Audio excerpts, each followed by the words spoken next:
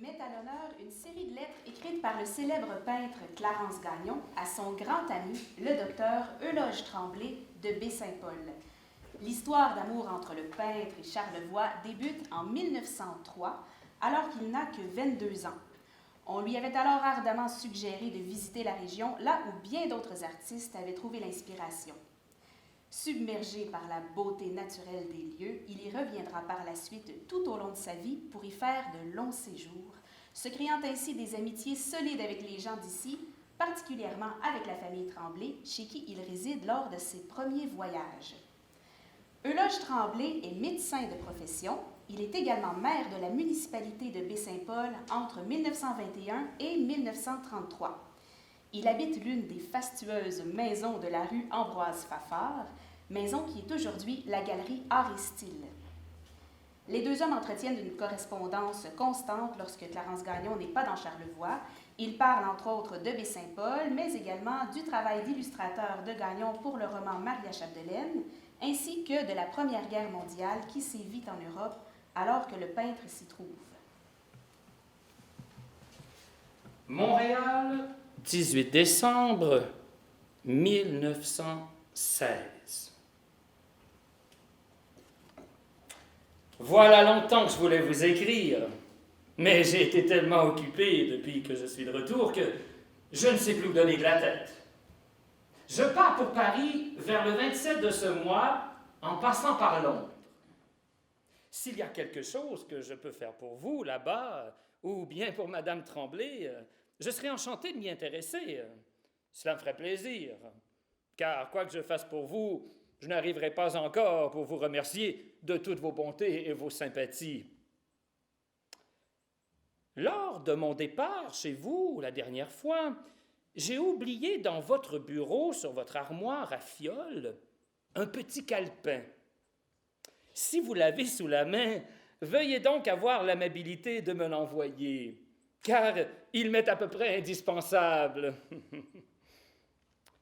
Les affaires marchent à merveille. Sur les 4 tableaux que j'ai faits cet été, j'en ai vendu 2. La tranquillité que j'ai trouvée cet été à la baie m'a complètement remis le moral. Les mauvais jours ne m'ont jamais paru aussi lointains. Et j'envisage la nouvelle année qui vient dans mon atelier avec beaucoup d'optimisme. Le travail me fera oublier les mauvaises heures du passé. Si j'ai le temps, avant mon départ, j'irai passer une journée à Québec, chez Sire Lomergouin. Et aussi pour voir mon ami Walker à l'île d'Orléans. Je pars avec l'intention bien arrêtée de revenir l'été prochain et d'aller à la baie, bien sûr. J'espère que ce projet se réalisera, car plus que jamais, j'adore ce coin de notre province, car pour moi, il est en fait l'idéale retraite pour un artiste et grand fervent de la nature. Il faut aussi dire que la sympathie que j'y ai trouvée a énormément contribué à l'attachement que j'ai pour ce coin si pittoresque. Je crois que l'année prochaine, j'aurai plusieurs amis à la baie avec moi. Ce sera un peu plus gai. La guerre sera peut-être finie, je l'espère.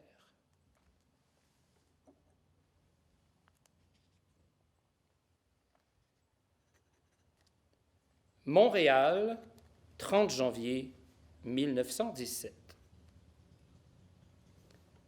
Mon cher docteur, j'ai été obligé de remettre mon voyage au mois de février. Mais que j'aimerais descendre à la baie maintenant, car je n'ai jamais eu une telle envie de travailler. Et puis que j'aimerais recommencer mes randonnées en ski. Je n'en ai fait qu'une fois cet hiver avec mon frère. Il se pourrait qu'en attendant l'issue de mon procès, que je descende à la baie. J'aurais tant de choses à vous dire, vous savez, mais cela ne tardera pas, car je m'en promets. Bientôt, nous pourrons passer de bonnes journées, car j'ai un lot d'amis qui ont décidé de descendre. Je leur ai tellement vanté la baie qu'ils attendent avec impatience le jour de la grande libération, pour donner des fêtes de réjouissance, et vous verrez comme on rigolera, car il y en a des charmants parmi eux. Sous les conditions de l'Ancien Régime, il m'était impossible d'avoir mes amis. Mais sous le Nouveau, on s'en promet et on ne sera pas en peine de se désennuyer. Amitié sincère, Clarence Gagnon.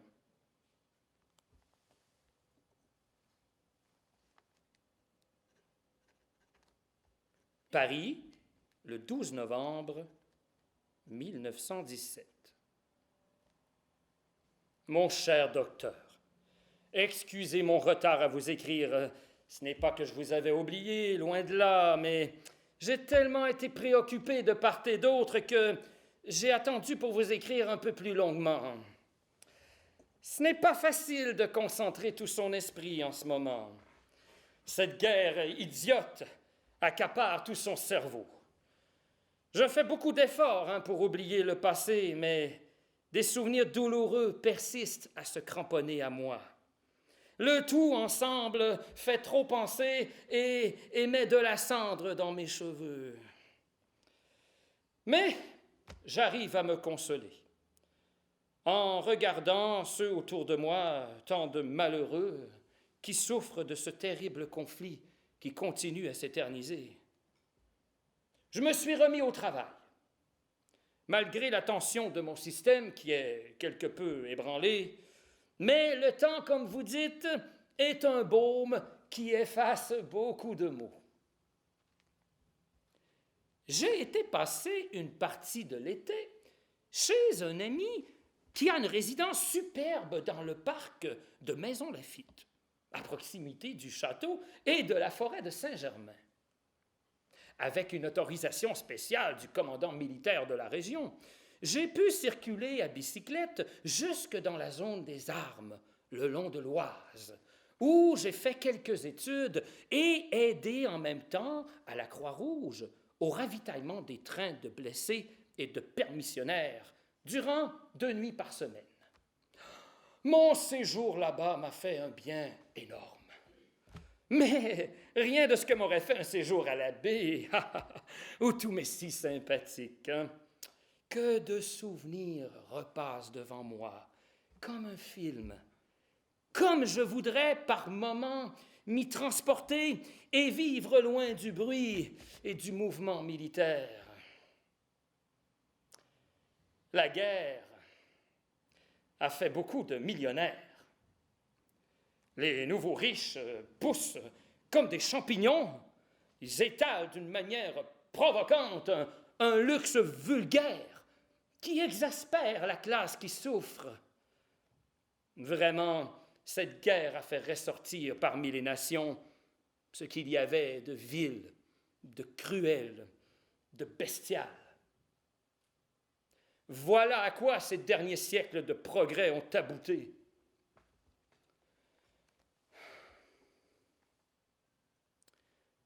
J'ai été assez heureux dans la vente de mes tableaux à Montréal l'hiver dernier. Cela m'a permis de me remettre sur pied et d'envisager le futur avec un peu plus d'optimisme.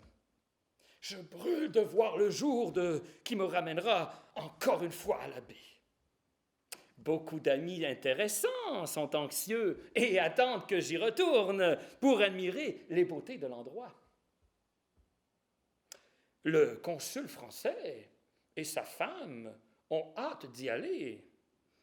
Il m'a d'ailleurs acheté un des tableaux que j'ai peints dans la Villa Fafard. Pendant ce temps-là, la truite dans la rivière des Mares a dû profiter. À bientôt, la bonne friture de truite. Je ne sais maintenant quand j'y retournerai. Avec cette guerre, on n'est jamais certain de son lendemain. Mais une chose est certaine, c'est qu'elle aura encore beaucoup de lendemain. Affectueuse amitié à tous. Clarence Gagnon. Outre son amitié pour le docteur Euloge Tremblay et sa famille, Clarence Gagnon entretient d'autres relations à Baie-Saint-Paul, notamment avec la famille Simon. C'est d'ailleurs chez François-Xavier Simon qu'il réside comme pensionnaire lors de son tout premier séjour dans la région. Dans la prochaine lettre, Gagnon parle du dernier fils de la famille, Charles-Henri, que l'on surnomme Bébé Simon. Paris, le 27 août 1918. Mon cher docteur, Bébé Simon me fait la surprise de m'écrire d'Angleterre. Il a endossé l'uniforme du roi. Quelle inquiétude pour la famille Simon. Il est conscrit depuis 2 mois et doit faire entre 3 mois et 4 mois encore avant de venir en France. Je l'ai invité à venir passer sa permission chez moi.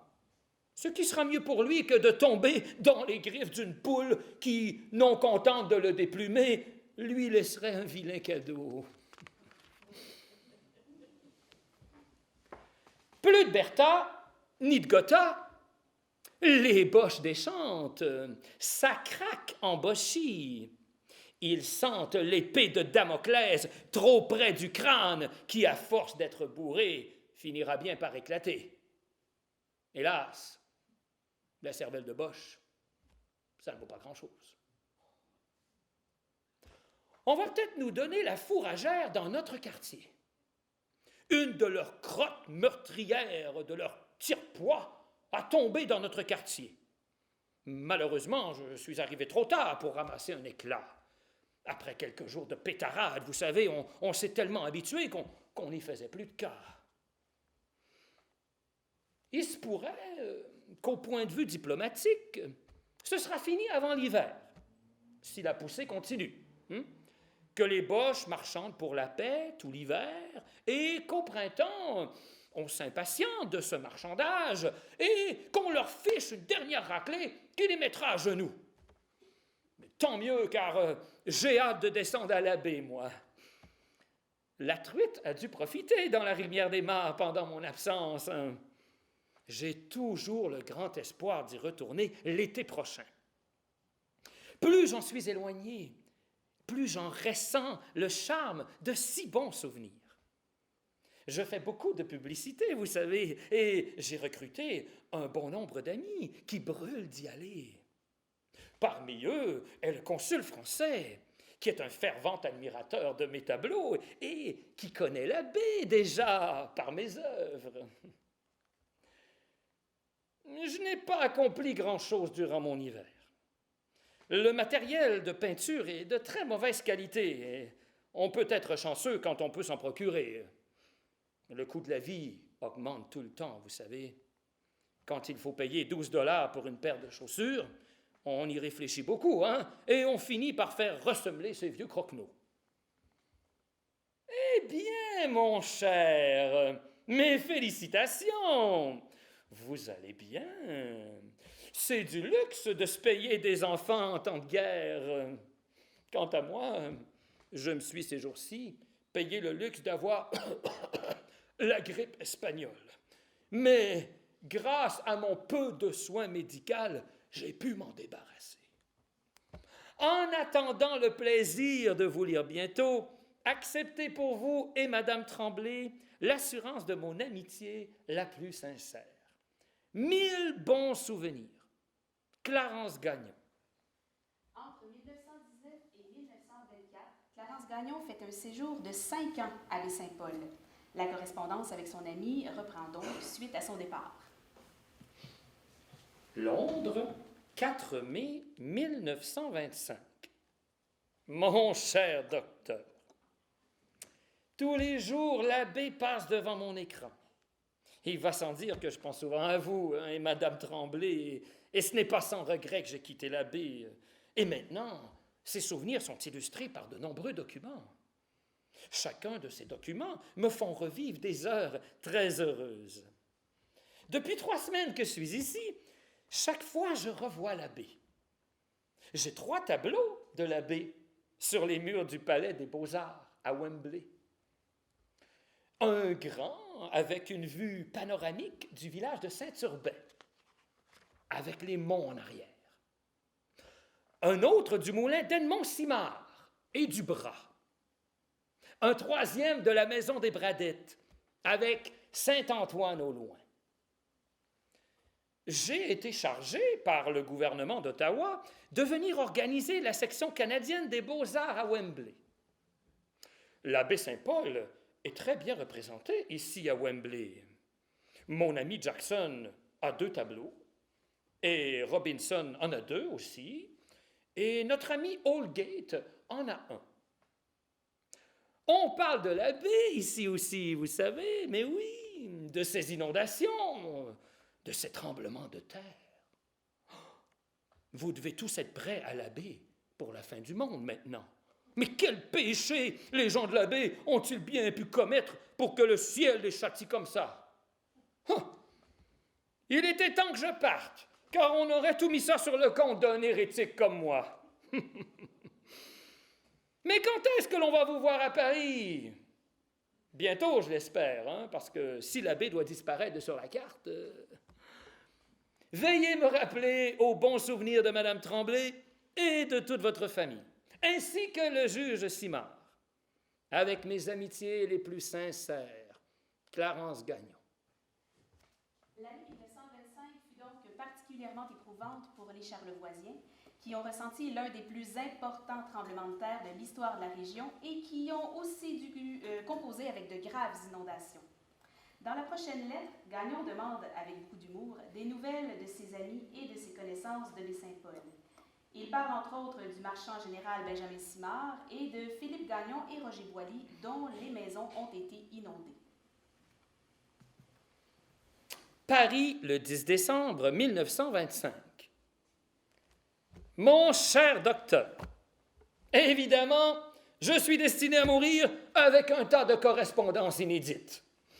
Mais allez donc boucler la distance qui nous sépare de nos amis de la baie Saint-Paul. Les charmants souvenirs que j'en ai gardés promènent ma pensée constamment de ce côté. Je crois que si je n'avais pas un atelier comme celui-ci et un bagage de documents, je serais encore à la baie, vous savez. Ni les inondations, ni les tremblements de terre m'en chasseraient. J'ai appris que la baie a profité de la réclame que les éléments lui ont fait. Plusieurs de mes confrères artistes y ont été quérir des inspirations. Si on parlait d'élections, cela m'amuserait beaucoup de savoir comment les choses se sont passées à la baie. Casgrain a dû faire des siennes sur les quais de glace. A-t-il encore voté contre le divorce? Adélard a dû remuer la jambe. C'est à souhaiter qu'il n'avait pas sa maladie de peau durant cette période électorale. Son physique en aurait souffert et il aurait dû, pendant qu'il cabalait avec Thérèse Forgette, elle devrait distribuer des pamphlets de « Forget Me Not » à chaque campagne électorale. Je me suis demandé si Benjamin Simard a encore des têtes de hache de l'époque laurentienne à vendre. Est-ce que Philippe Gagnon et Roger Boilly ont toujours le derrière dans l'eau? Adélard continue-t-il à prodiguer gratuitement son parfum pur hasard? Potvin, le tanneur, n'est-il pas tanné de rêver constamment au déluge? Et Henri Tremblay, sert-il toujours de la graine de bois de lit? Est-ce que l'abbé Simon a commencé l'inventaire de leur derrière? Est-ce que le village a annexé les banlieues de Pissec, Misère et la Petite Martine pour en faire un Greater Baie-Saint-Paul? Aïe, aïe, aïe. Il paraît que Saint-Urbain a demandé à Casgrain, et l'a obtenu, l'érection d'un jardin zoologique pour y installer le dernier caribou du parc des Laurentides. Comme je ne me propose pas de rester ici éternellement, d'autant plus que ce n'est pas intéressant de devenir français ces jours-ci, et encore pour ceux à venir, cela me plairait d'avoir quelque endroit dans le bois, à proximité de Saint-Urbain ou de la baie, pour y pêcher l'été et peindre dans le bois. Ma femme se joint à moi pour vous envoyer, ainsi qu'à Madame Tremblay et votre famille, Tous nos meilleurs pensées et vœux pour un joyeux Noël et une heureuse année. Clarence Gagnon. Paris, 25 octobre 1927. Mon cher docteur, vous allez avoir tâche double. Non seulement celle de m'engueuler pour Simard, mais pour votre compte aussi. Je suis plus incorrigible que jamais quand il s'agit de m'acquitter de ma correspondance. Je m'aperçois que je vieillis trop vite. Je veux vous remercier pour le chèque que vous m'avez envoyé au sujet d'un petit tableau pour Simard. J'en ai fait un spécialement et lui ai fait parvenir comme vous me l'avez demandé. J'ai eu depuis un mot d'engueulade de Simard, me disant combien il était content du cadeau de mon croquis. Il est furieux. Il est furieux de ne pas avoir mon grand tableau de Saint-Urbain qui était à l'exposition d'art canadien. J'ai été content de m'esquiver de Paris pour la contrée qui me rappelle le plus la baie. Des bleuets, des tapis crochetés, de ravissantes églises, de véritables Catalognes, des messes, des indulgences plénières, des érables, des tas de fumier, des capucins, des sœurs, des boiteux comme notre ami Adélard. Depuis 2 mois, nous avons vagabondé dans la Suisse italienne et tout ça en masse est vraiment d'un effet saisissant. Veuillez nous rappeler au bon souvenir du magistrat Simard. Et pour vous deux et votre famille, nos plus affectueuses amitiés. Clarence Gagnon.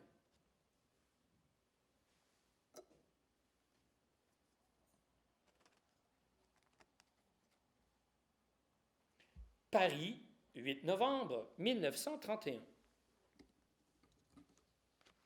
Mon cher docteur, vous croyez peut-être que je vous ai oublié, ainsi que l'abbé, mais il m'est tout à fait impossible d'oublier l'abbé et mes amis si chers à nous.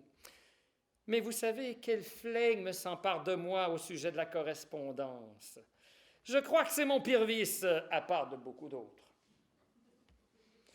Durant ma gestation si laborieuse de Maria Chapdelaine, je suis constamment plongé dans mes souvenirs de l'abbé.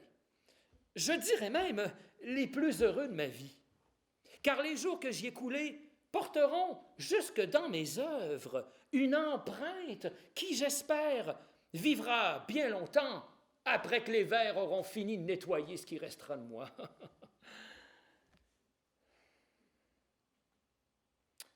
Je pense souvent à ce pauvre Simard. Il sera bien difficile à remplacer. Et David s'en rend bien compte.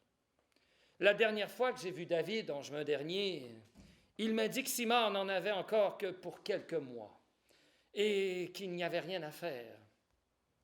Aucun remède ne peut le sauver. À mesure qu'on avance dans la vie, c'est triste de voir les amis disparaître. Ça ne doit pas être bien rigolo d'être centenaire. Pour vous, l'assurance de ma meilleure amitié, Clarence Gagnon.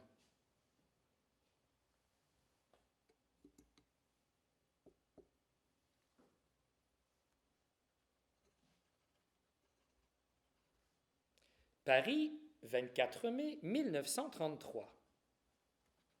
Mon cher docteur, la plupart de mes amis m'ont accusé d'être complètement disparu de la circulation.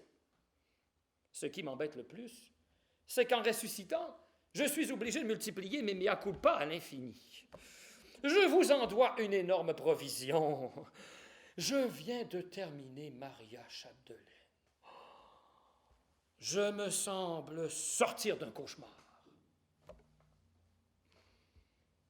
Paris, 9 décembre 1933. Mon cher docteur, je n'étais pas aussitôt de rentrée de voyage que mon éditeur est venu me relancer pour lui illustrer un autre livre. Eh bien, avant qu'il ait pu ouvrir la bouche pour me donner le titre du livre, je l'avais envoyé promener aux enfers. J'en ai soupé des imprimeurs. Il va me falloir un bon 6 mois de travail pour me débarrasser mes originaux de la copieuse couche de graisse de coude dont ces cochons d'imprimeurs ont daigné de m'exonérer. Quand vous m'annoncez où en sont vos enfants, j'ai un serrement de cœur, car cela nous fait vieux, mais qu'importe. Nous avons eu de beaux jours ensemble, riches de souvenirs inoubliables, qui m'ont été si précieux dans mes illustrations de Maria Chapdelaine. Vous y verrez d'ailleurs, dans ces illustrations, jusqu'à la coupe des culottes des Jacques à Marc durant Saint-Laurent. Nombreux ont été les types de Chapdelaine à Saint-Joseph, Saint-Urbain, Saint-Hilarion, et encore plus typiques que les bédards de Péribonka, des vrais mangeux de galettes de sarrasin. Votre tout dévoué, Clarence Gagnon. Paris, 11 décembre 1934. Mon cher docteur, je me propose de faire un voyage au Canada. J'aimerais revoir ma chère Baie-Saint-Paul et surtout les amis dont j'ai gardé un souvenir inoubliable.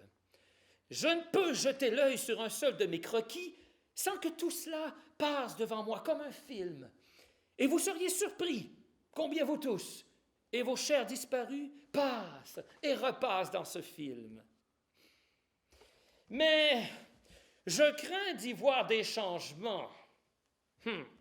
Des échos me parviennent qui me disent que je ne retrouverai pas ma chère B comme je l'ai quittée.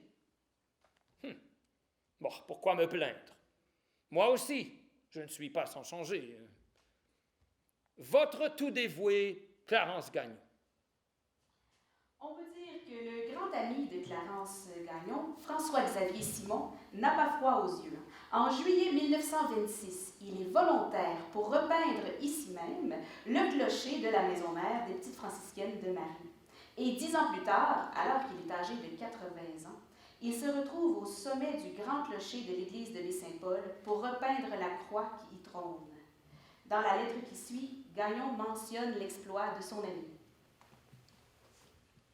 Paris, 12 décembre 1935. Mon cher docteur, nous avons à de rares intervalles des nouvelles de l'abbé par nos amis. Madame Côté nous dit que l'abbé change à vue d'œil. Des artistes de tous les côtés. Si j'en juge par les titres des tableaux des artistes canadiens, il y en a un grand nombre qui ont pris naissance à l'abbé, et cela ne me réjouit guère de voir ma chère Baie-Saint-Paul maquillée par un tas de barbouilleurs. S'ils étaient tous de vrais artistes, mais la plupart sont d'ignobles barbouilleurs de toile. Leurs efforts sont plus louables sur le papier de toilette que sur la toile vierge. En tous les cas, vous pourriez soulager la Baie-Saint-Paul en enfermant quelques-uns de ces barbouilleurs étrangers là, à l'Hospice Saint-Anne. Nous avons projeté un voyage au Canada l'été prochain, car nous voulons nous dépêcher de revoir nos amis et parents canadiens avant qu'ils ne soient trop ratatinés, ou avant que les enfants de vos enfants aient des enfants. Il paraît que Xavier Simon s'exerce sur le clocher à prendre son élan vers le ciel. J'en suis à me demander si je reverrai à nouveau tous mes vieux amis. Nous pensons souvent à vous tous. Tellement de choses nous rappellent la vie de l'abbé Saint-Paul, ici en Scandinavie. En ce moment, je fais un tableau d'hiver de la maison d'Adélard, au pied de la côte Saint-Antoine. Tant de souvenirs nous rattachent à l'abbé. Tant de souvenirs qu'il nous sera impossible de l'oublier. Et de tous ceux que nous avons connus là. Amicalement à vous, Clarence Gagnon. L'on sait que Clarence Gagnon retourne à Montréal en 1936, mais sa correspondance ne nous permet pas de dire s'il est revenu ou non à Baie-Saint-Paul par la suite. Il aura toutefois laissé une empreinte bien présente dans le cœur des gens de Charlevoix. En 1963, la ville de Baie-Saint-Paul érige un monument en son honneur sur la propriété du peintre René Richard et de son épouse Blanche Simon. On peut y lire « À l'illustre mémoire de Clarence Gagnon, son grand amour de Charlevoix et le génie qu'il mit à en peindre des beautés, ont incité ses nombreux amis à lui payer ce tribut d'admiration. » Et maintenant, si vous le voulez bien, passons à la deuxième partie de notre présentation. Alors, ici, dès que Guy aura fini de troquer son costume de Gagnon pour celui de Colomb, il pourra vous expliquer un petit peu de quoi il sera question. Durant les années 1930, presque le tiers de la population du Québec est en chômage, en raison de la crise économique qui touche surtout le secteur des mines, du bois de sciage et des pâtes et papiers. La nouvelle paroisse de Clermont, dont la plupart des habitants travaillent à l'usine, est douloureusement touchée par cette situation. C'est ainsi que l'abbé Félix-Antoine Savard, en marge de sa tâche comme curé fondateur de Clermont, organise dans Charlevoix un mouvement de colonisation vers l'Abitibi. Le gouvernement du Québec vient alors de s'engager dans un plaidoyer pour le retour à la terre, en donnant des terres à des chômeurs dans des régions éloignées. L'action de Félix-Antoine Savard pour la colonisation du nord-ouest québécois se situe entre les années 1934 et 1938, alors qu'il fonde les paroisses de Beaucanton et de Villebois en Abitibi. À l'occasion de conférences où il met à profit sa grande éloquence, il recrute de nombreuses familles de Clermont, mais aussi de la Malbaie, des Éboulements et de Baie-Saint-Paul. Il dirige lui-même les groupes de colons dans leur exil vers cette contrée peu hospitalière, où ils seront confrontés à des sols peu fertiles et rocailleux, une très courte saison végétative, ainsi qu'une grande difficulté d'approvisionnement. Notez aussi que les colons devaient répondre à certaines exigences pour obtenir une terre du gouvernement. Entre autres, seuls les hommes mariés pouvaient bénéficier d'un lot de colonisation. La seconde partie de la soirée consiste donc en une lecture de lettres de colons, des gens de Charlevoix, recrutés par l'abbé Savard et partis vers l'Abitibi. Ils écrivent à leur curé pour lui donner des nouvelles, mais aussi pour lancer quelques appels à l'aide. Donc, commençons par une lettre de M. Robert Savard, datant de 1938.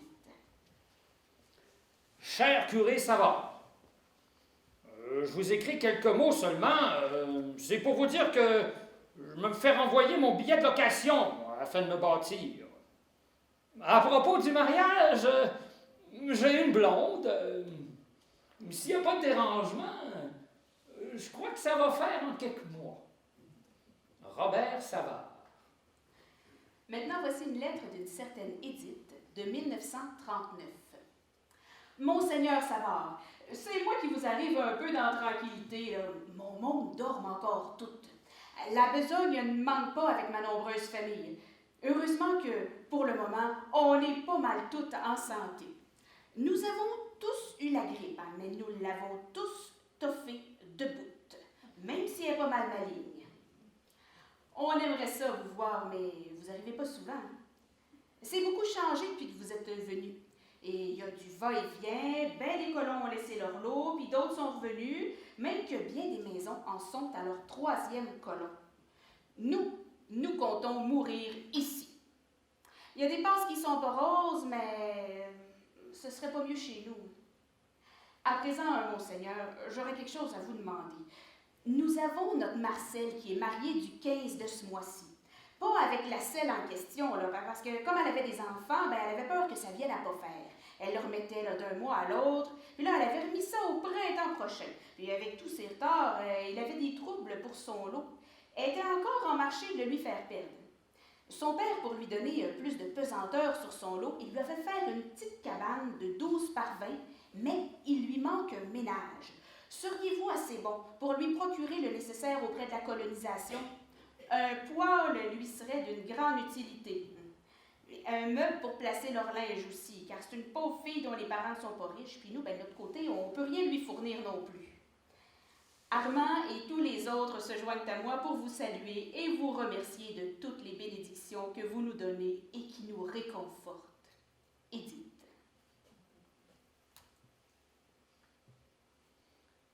Abitibi, 1939. Cher monsieur le curé Clermont, pour faire suite à la vôtre, je tiens à vous remercier beaucoup de votre bel encouragement. Mais je suis encore sans résultat de mes démarches. Mais en tout cas, je suis bien content. Je crois qu'on était très mal gouvernés. Mais à présent, je sais que nous allons avoir de bonnes réponses à nos lettres. Parce que nous avons affaire à du monde qui s'occupe de nos affaires. Soit en ce qui concerne la personne de M. Godbout. Je n'ai jamais voté pour M. Duplessis, non. Mais toujours pour M. Godbout, excepté cette année. On n'avait pas le droit. Le privilège de voter, c'est notre seul droit, nous autres, les Canadiens français que nous sommes. Mais notre fameux Duplessis nous l'a enlevé. En tout cas, M. Godbout, il n'a pas eu besoin de nous pour gagner ces élections. J'en suis bien content. Donc, monsieur le curé, tout cela c'est bien beau, mais ça n'arrête pas notre cas. Qu'allons-nous faire? Je vois venir l'hiver sans travail et sans argent. Je ne sais pas trop quoi faire. Pensez-vous que le nouveau gouvernement va nous aider? Ou va sortir un nouveau plan de colonisation? J'ai bien hâte de recevoir votre réponse parce que dès que je l'aurai reçue, et si elle n'est pas favorable, ben je serai forcé de quitter mon lot et aller je ne sais trop où. Mais chose certaine, il me faudra aller quelque part pour avoir du travail. Ça me ferait bien de la peine de partir de sur mon lot que je détiens présentement parce que j'ai défriché déjà 4 heures pour le printemps prochain. Je pourrais rien recevoir encore de ça. Encore du temps perdu. Donc, monsieur le curé, de peur de vous ennuyer avec ça, je vous quitte et je vis encore dans l'espérance de recevoir une bonne réponse sous peu. D'un colon de Rousseau, tout dévoué. Antonio Trudel. Une deuxième lettre de Édith, toujours de 1939. Cher Monseigneur Savard, samedi, j'ai reçu votre lettre que nous lisons et relisons chacun notre tour. Il nous semble que plus nous la lisons, plus nous sommes courageux. J'ai aussi reçu hier le remède que vous avez envoyé pour l'oreille à Pépère. Je lui en ai mis en arrivant, mais il avait déjà eu du soulagement avant que le remède arrive. Autant vous avez reçu ma lettre, il avait pris du mieux pour ce mal-là. Puis pour la question des puits, nous n'avons pas eu grand résultat. Sur 26 colons, on parlait hier qu'il n'y en avait que 6 qui avaient l'eau. Nous sommes du nombre des colons sans eau. Nous allons être obligés de charroyer l'eau tout l'hiver, et puis c'est une bonne distance. Mais nous allons faire ce sacrifice. Pépère, Armand et toute la famille se joignent à moi pour vous saluer et vous remercier de toutes vos bonnes pensées que vous avez pour toutes nous autres, votre toute dévouée Édith. Voici donc une autre lettre qui nous vient d'un autre colon, Raoul Savard, datant de 1938. Monsieur le curé Savard, je vous écris quelques mots à l'occasion d'une finition d'année et en même temps pour vous renseigner comment est-ce que ça se passe par ici. Nous sommes tous bien, en parfaite santé, nous en remercions Dieu. J'en espère que c'est la même chose pour vous. Nous vivons très pauvrement, par exemple. Plus ça va, en fait, pire c'est. Nous recevons seulement que 9 $ par allocation là, pour les familles. Une famille de 10 personnes, vous savez que c'est pas beaucoup. Nous faisons du bois, mais vous savez comment est-ce que le bois se vend? Il se donne. On ne peut pas faire autrement que d'être pauvre. Hein? On a demandé un lot afin de faire vivre mieux, afin de faire vivre mieux au nom de mon garçon, mais ils n'ont pas voulu. Ils ne veulent pas qu'on travaille. Nous, les nouveaux colons, pour aucune considération. Je ne sais pas ce qu'ils vont essayer de faire de nous. Ils ne veulent pas nous donner de chance. Ça fera pas de même, certain. Il faut qu'on mange absolument. En tout cas, je demanderais de faire quelque chose pour nous, là. Ça sert à rien. On est tous capables de vivre comme ça.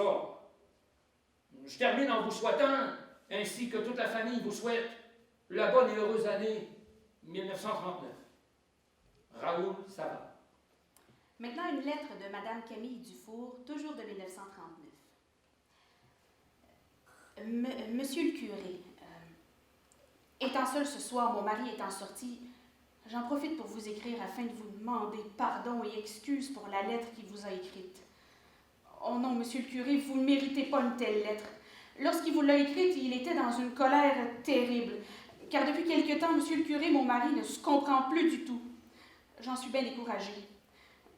Mon pauvre monsieur le curé, si vous n'avez pas pitié de lui, pour l'amour de Dieu, ayez au moins pitié de moi et de nos pauvres petits-enfants. Qu'allons-nous donc tous devenir ici au fond de ces bois, sans argent et sans travail? Je vous avoue que je me décourage, toute seule, sans parents, dans une position qui ne me permet pas de me contrôler beaucoup, car j'attends encore un pauvre petit être, dans quelque temps, qui sera comme les autres, dans la misère. Ce sera le 7e, monsieur le curé. J'espère que vous prendrez ma lettre en considération. J'ai confiance et j'espère en vous. Je vous demanderai aussi, monsieur le curé, de prier pour mon mari. Franchement, il est dans le mauvais chemin.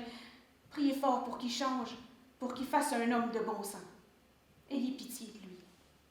D'une pauvre femme découragée, Madame Camille Dufour. Voici une lettre de M. Laurence Boisvé, datant de 1952. Monseigneur, un petit mot pour vous montrer qu'on pense toujours à vous et pour vous donner nos nouvelles, qui sont bonnes. Nous espérons qu'il en est la même chose pour vous. Nous attendons toujours votre visite et j'espère que vous ne nous oubliez pas. Je travaille toujours, mais ça coûte bien cher pour vivre. Il ne faut pas faire de folie. Il y a plusieurs maisons nouvelles, il y en a encore à bâtir. Ils commencent à bâtir notre classe, mais je ne sais pas pourquoi ils ne veulent pas engager des hommes du rang qui pourraient travailler là.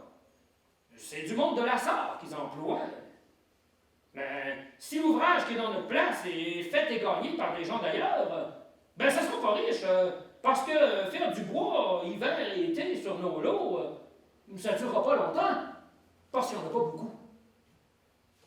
Notre défrichement est fait, mais pas notre labour d'automne. On a de la pluie tous les jours. Ça tombe presque comme un déluge. C'était peurant en bout. On a eu la visite de M. le curé. C'est plus encourageant. Ça prouve qu'on n'est pas abandonné. Je demeure tout à vous. Lorenzo Harvey. Une lettre de Madame Méthode de 1952. Excellence, si je viens vous écrire ces quelques lignes, c'est pour vous demander le secours pour ma famille. Est-ce que vous pourriez m'envoyer du linge pour nos enfants? Nous sommes 9 dans la famille. Mon mari est seul pour travailler et a déjà eu un accident qui se ressent encore. Depuis 4 ans, il n'est pas beaucoup capable et là, nous avons au lit la plus vieille de nos filles, âgée de 16 ans, qui fait des rhumatismes articulaires. Si vous avez quelque chose à nous envoyer, c'est avec beaucoup de reconnaissance que je l'accepterai. Car je peux travailler dans le vieux linge, je suis couturière, je fais et refais.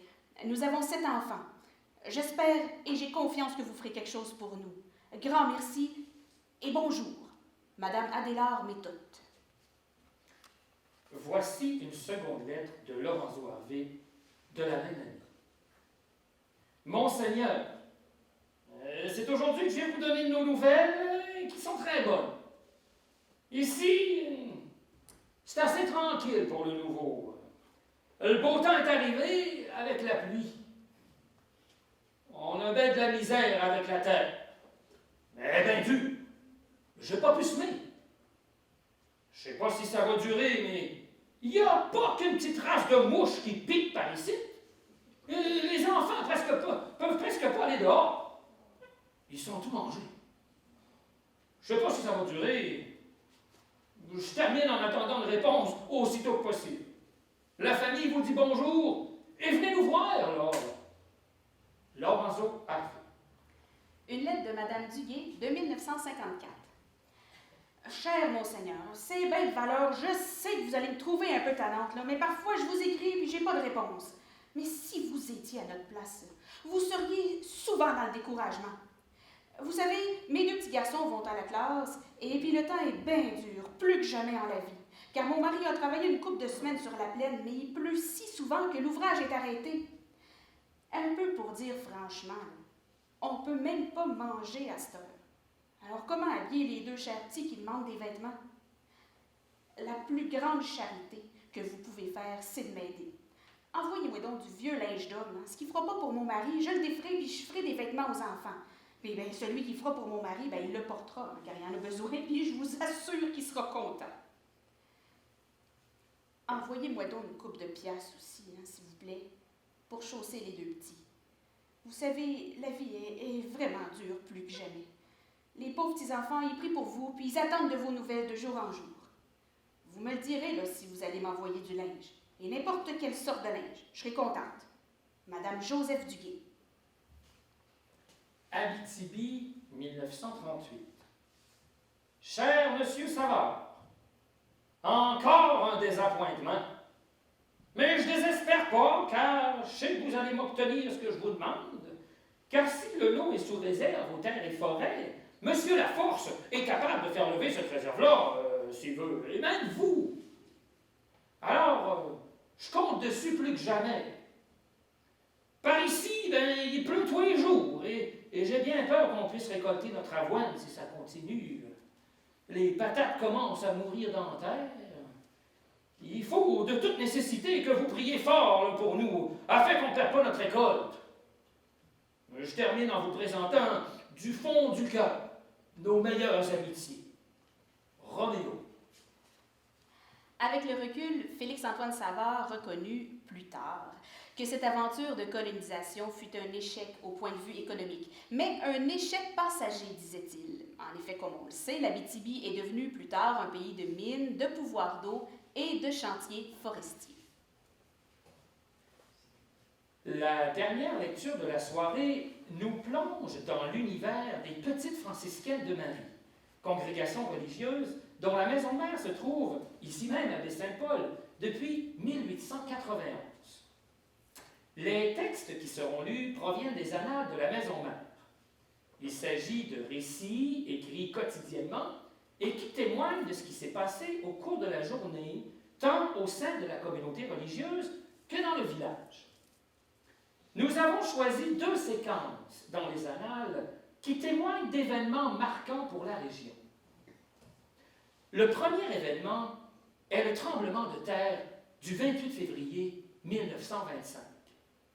Ce séisme, qu'on évalue à une intensité de 9 sur 12 à l'échelle de Mercalli, est sans doute l'un des plus importants tremblements de terre au Canada. La secousse est telle que le séisme se fait ressentir à plus de 1000 km de l'épicentre. Pendant les semaines qui suivent, des dizaines de répliques continuent de secouer la région et contribuent à maintenir dans la peur les Charlevoisiens. L'impact de cette secousse reste imprégné dans les mémoires, tant par les dommages matériels que par la crainte d'un éventuel tremblement de terre de même force. J'espère avoir mis mon accessoire comme il faut, mes sœurs. Vous me le replacerez plus tard si ce n'est pas le cas. Alors voilà. 1er mars 1925. Le bon Dieu nous a montré cette nuit son infinie puissance d'une manière qui ne s'oubliera jamais. À 9h15 hier soir, nous nous sentons tout à coup secoués si fortement qu'il nous semblait être rendus à la frayeur prédite pour la fin du monde. Après l'instant du premier émoi, quelques sœurs se sont mises à dire « C'est un tremblement de terre !» Les prières se sont commencées immédiatement à toute force de cœur, d'âme et de voix. Nous crions « Mon Jésus, miséricorde, acte de contrition, ô Marie conçue sans péché, Saint-Michel, etc., etc. » Et la secousse de tremblement s'est continuée pendant 2 minutes, qui ont paru 2 heures. Les sœurs se sont empressées de revêtir leur habit religieux et sont montées à la chapelle aussitôt après que le plancher a été assolidé. Il n'y avait pas à songer à se mettre au lit après un ébranlement semblable.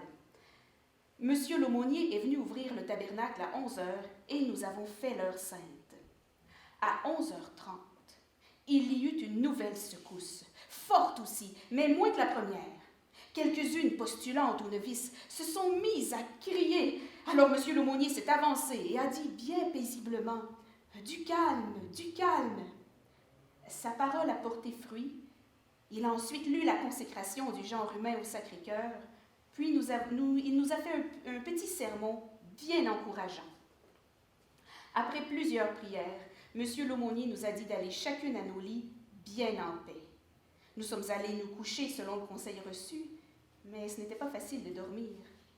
Il s'est produit encore d'assez bonnes secousses. Cependant, tout s'est passé sans panique. Ces frémissements n'étaient pas trop effrayants. Toutefois, à chacun, la prière recommençait avec grande ferveur. Monsieur Léger-Boivin dit que dans la maison où il était avec toutes les familles avoisinantes, ils ont passé la nuit blanche et ont compté 11 secousses de tremblement. Les gens disent aussi que pendant le premier gros coup, ils sont sortis dehors pour la plupart et il leur semblait que les murs de notre établissement allaient s'écrouler. La maison paraissait être tordue, disent-ils, et vraiment, c'est cette impression-là que nous avions. Nous n'avons pas eu de réels dommages autres que des statues et des vitres cassées. Notre beau grand Saint-François à la chapelle est tombé pendant le premier coup et s'est fracassé avec un tapage. La belle Vierge du noviciat, des statuettes dans presque toutes les salles, l'horloge du dortoir, de petits cadres et quelques bouteilles dans les pharmacies ont suivi le même exemple d'anéantissement. Toute cette dégringolade suivie de brisements avec fracas, ajoutée au tortillement des murs et au cahotement du plancher, pouvait bien nous donner l'illusion que tout l'édifice allait s'effondrer. Il y a toujours une petite note gaie dans ces épeurements. Chacune raconte ce qu'elle a vu d'original. Sœur Marie de la Visitation qui se promène en jaquette avec son sac d'eau chaude à bout de bras en criant « Je vous salue Marie, pleine de grâce !»« Oh non, non, non, non, non, non, non !» s'exclame-t-elle ensuite. « Acte de contrition !»« Oh non, non, non, non, non !» Elle ne termine pas encore cette prière et recommence bien d'autres encore et toujours avec la même interruption. « Non, non, non, non, non, non, non, non !» Une autre sœur qui se rend à l'avant-cœur, sa jupe de tunique bien accrochée dans sa ceinture et laissant voir sa belle jaquette rose. Et elle était comme ça en présence de monsieur l'aumônier. Dans le village, il y avait une famille où un mort était exposé. Ceux qui le veillaient ont eu une peur à en mourir. Lorsque la secousse a commencé, les pauvres gens croyaient que c'était le mort qui faisait tout ce vacarme. Nous pouvons imaginer un peu ce que devait être le spectacle de voir un mort sauter sur les planches et la maison danser avec lui.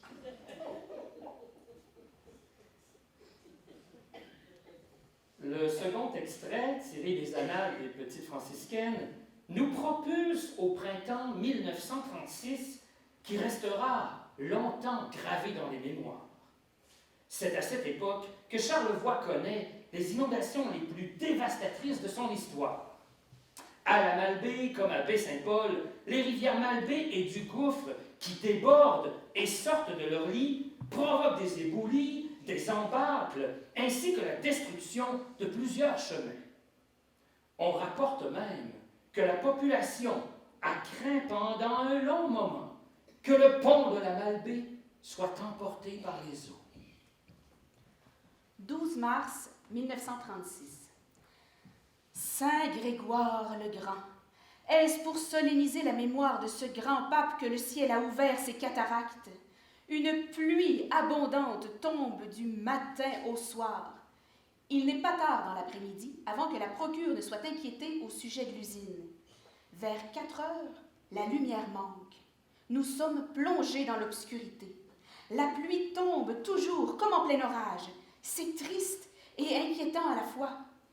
Au poulailler, l'eau pénètre dans la cave comme dehors et les hommes suffisent à peine à rejeter l'eau pour préserver les ruches d'abeilles, la cire, les légumes, etc. Impossible de faire un canal. Il y a encore trop de neige et quiconque s'aviserait de dévier du chemin battu s'enfoncerait dans la neige jusqu'au cou. Là où les hommes enlèvent une pelletée de neige, elle est remplacée par autant d'eau. Il n'y a que la prière pour nous obtenir le secours du ciel. Aussi, l'heure sainte de ce soir se fait-elle suppliante. Nous prions le Seigneur de nous épargner. 19 mars 1936, soit 7 jours plus tard. Le ciel ne cesse de pleurer et de garder une attitude morne qui laisse présager de sombres événements. Que se prépare-t-il donc? Nous avons notre réponse vers 2h30 cet après-midi, alors que nous apprenons que le quartier Saint-Joseph est inondé. En moins de temps qu'il n'en faut pour l'écrire, les eaux de la rivière du Gouffre se sont accrues très vite par suite de l'amoncellement des glaces retenues au pont des Chars. La rivière, grossie par les pluies diluviennes que nous avons eues, ne pouvant plus suivre son cours à cause des glaces qui barraient le passage, a remonté dans son lit et s'est déversée sur la partie la plus basse, le quartier Saint-Joseph. Il n'y avait pas de préparatifs à faire pour se mettre en lieu sûr. Pour mettre en lieu sûr les réserves et les provisions de chaque propriétaire. Sans tarder, il fallait songer à évacuer la maison afin de ne pas s'exposer à périr. Et l'eau montait toujours. La plupart des gens ont été recueillis chez des parents ou des amis dans les autres villages où il n'y avait pas de danger. Et le transport se faisait en chaloupe. Il y eut des scènes bien pénibles qui resteront gravées dans les mémoires de ceux qui les ont vécues ou qui y ont assisté. Le grand-père mourant de sœur Marie Cassien a été transporté ici et nos sœurs de la maison Saint-Joseph en ont pris soin, ainsi que de la bonne grand-maman et d'une des sœurs de sœur Marie Cassien.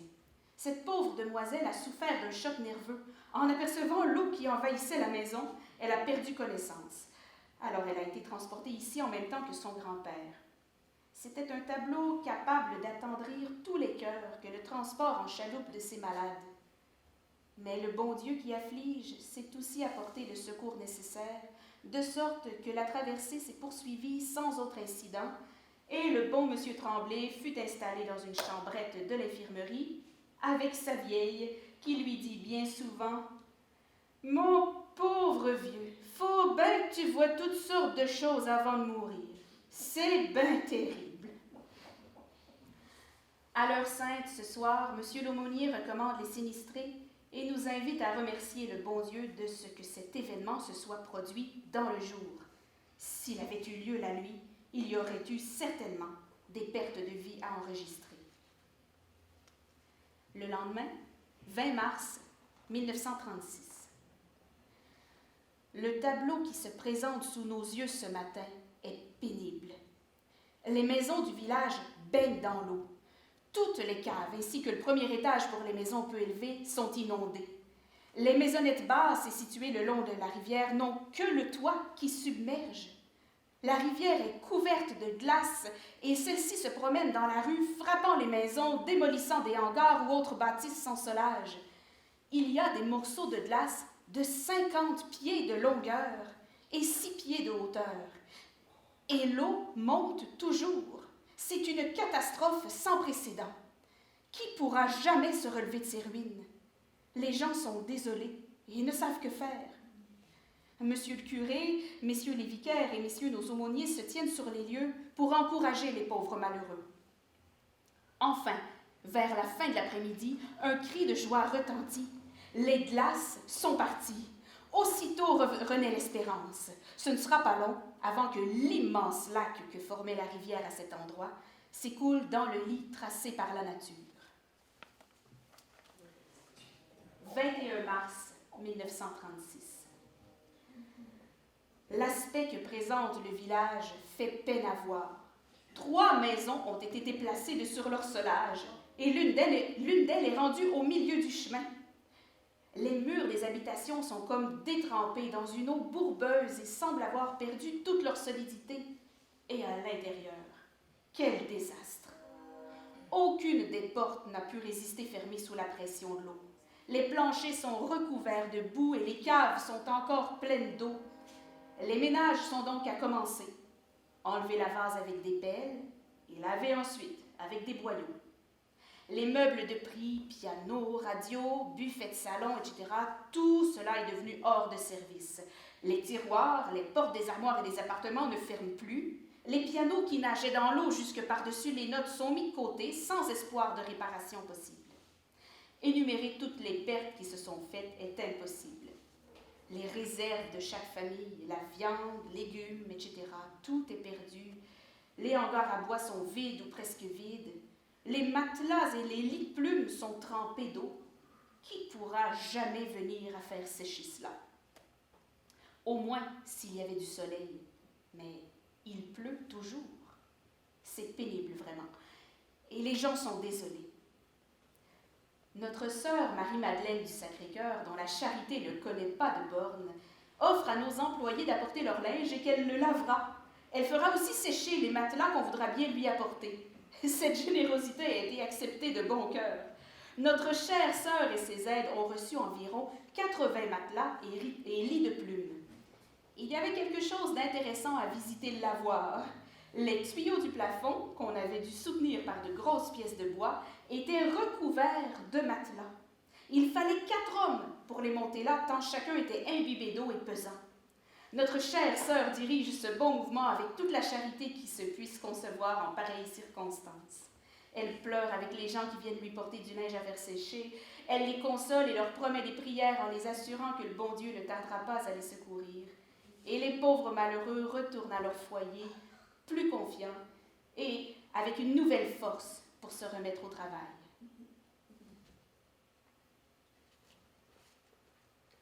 Au total, c'est plus d'une centaine de familles qui ont été chassées de leur domicile en raison de la crue des eaux de 1936.